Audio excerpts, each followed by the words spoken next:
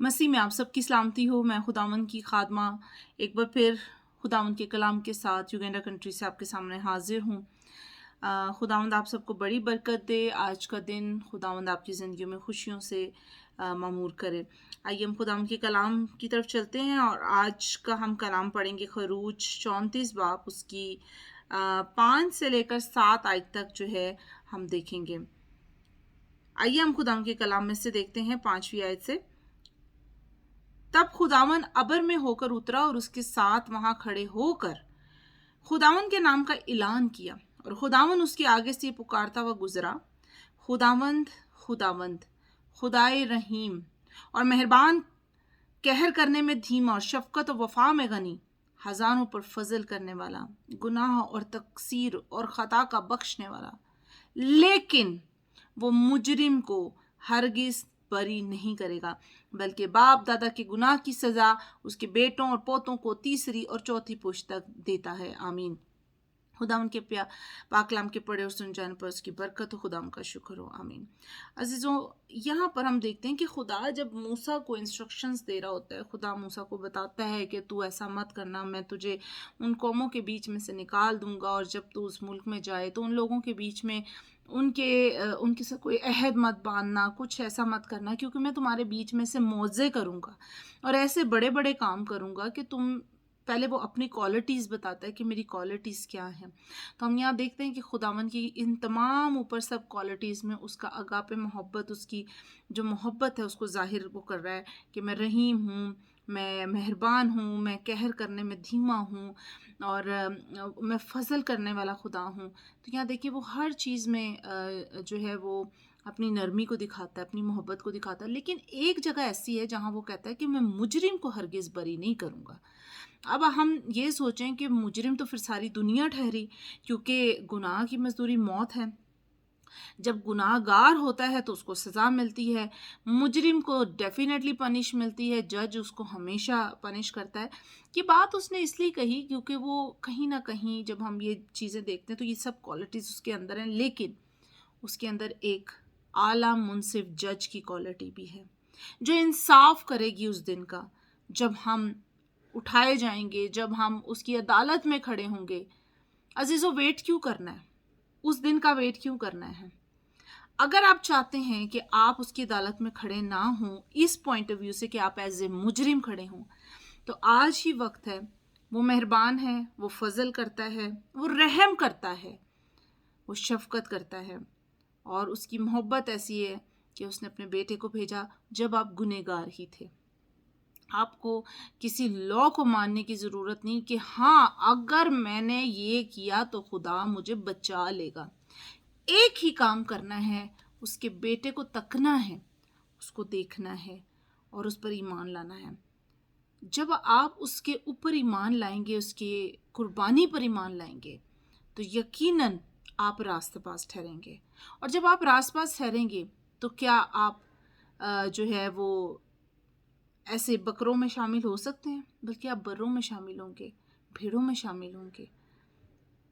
अजीज़ों, अपने आप को पहचानें कि आप आज कहाँ खड़े हैं। कई लोगों का कॉन्सेप्ट ये होता है कि अगर मैंने खुदावंद यीशु मसीह को निजात दहिंदा कबूल कर लिया और फिर मुझसे गलती हो गई तो फिर मैं क्या करूँगा, मैं फिर गुनहगार हो जाऊँगा। अजीज़ों, जब एक बार आपको आइडेंटिटी मिल जाती है, जब एक बार आप पाकरू से सील हो जाते हैं, जब नए सिरे से पैदा हो जाते हैं, पाकरू आपको सील कर देता है, आपकी रूह जो है वो टोटली चेंज हो जाती है। चूंकि ये बदन हमारा पुराना है, कमज़ोर है, इसलिए उस बदन की वजह से कई बार कमज़ोरियों से हम अपनी बदन की कमज़ोरियों के बाइस गलत काम कर जाते हैं। लेकिन इसका मतलब ये नहीं कि हमारे गुनाह जो हैं वो माफ़ नहीं हुए या हम दोबारा से गुनाहगार बन के क्या आप दोबारा से खुदावंद यीशु मसीह को सलीब पर चढ़ाएंगे? ऐसा नहीं है। ये एक ही बार था, वंस फॉर ऑल, तमाम दुनिया के लिए उसने अपनी जान दे दी। अब चाहे आपसे गलती हो भी जाए, आपकी आइडेंटिटी चेंज नहीं हो सकती। کیونکہ دیکھیں تجربے سے ہم کو معلوم کرنا ہے. اب ہوتا کیا ہے کہ جب سٹارٹنگ میں جب آپ نئے سرے سے پیدا ہوتے ہیں تو آپ بہت اچھے طریقے سے چل رہے ہوتے ہیں، لیکن کہیں نہ کہیں شیطان آپ کو ضرور دھکا دینے کی کوشش کرتا ہے.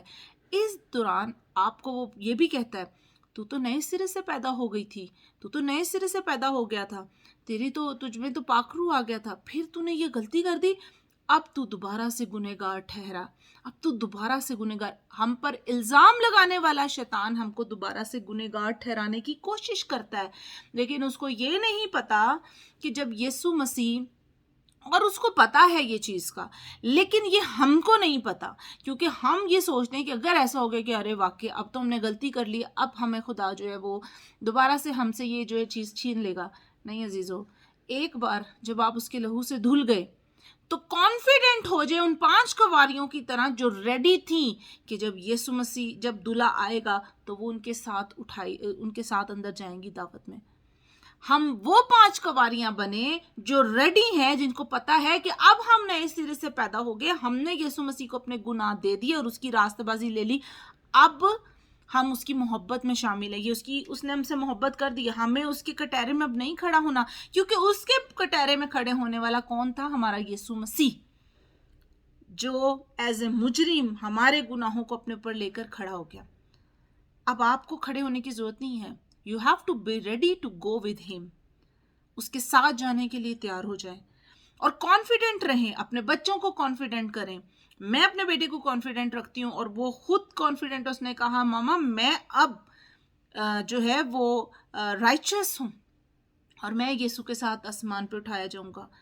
تو ہمیں اپنے آپ کو اور اپنی مینٹیلٹی کو چینج کرنا ہے، کیونکہ اسی سے شیطان کھیلتا ہے. میرا ایمان ہے اس کلام کے وسیلہ سے آپ نے اس بات کو ضرور جانا ہوگا کہ ہماری آئیڈینٹی چینج نہیں ہو سکتی. ہمارا یسوع اس نے ہمیں دھو دیا ہے اور وہ ہمیں کنٹینیوسلی اس بارش کو ہمارے اوپر کرتا ہے جو شفا کی، جو نجات کی بارش ہے. وہ چلتی رہتی ہے، وہ کبھی بھی وہ ابر ہمارے اوپر سے ہٹتا نہیں ہے. اس کلام کی وسیلہ سے خداوند آپ سب کو بڑی برکت دے. آئیے اپنے سروں کو جھکاتے ہیں. خداوند میں آپ کی شکر گزاری کرتی ہوں اس خوبصورت کلام کے لیے. خداوند یہ باتیں تمام لوگ جو سن رہے ہیں، جو ویڈیو کو دیکھ رہے ہیں، ان کو خداوند بڑی برکت دے کہ وہ اس بات کی گہرائی کو سمجھ سکیں، اپنے آپ کو نہ چیز نہ جانے بلکہ امپورٹنٹ سمجھیں. میں ان تمام لوگوں کے لیے برکت چاہتی ہوں، رحم چاہتی ہوں، تیرا فضل چاہتی ہوں. ہم سب کے ساتھ ہو، شولے بڑی برکت ہے. سب کچھ مانگتی پا لیتی ہوں یسوع کے نام سے، آمین. God bless you.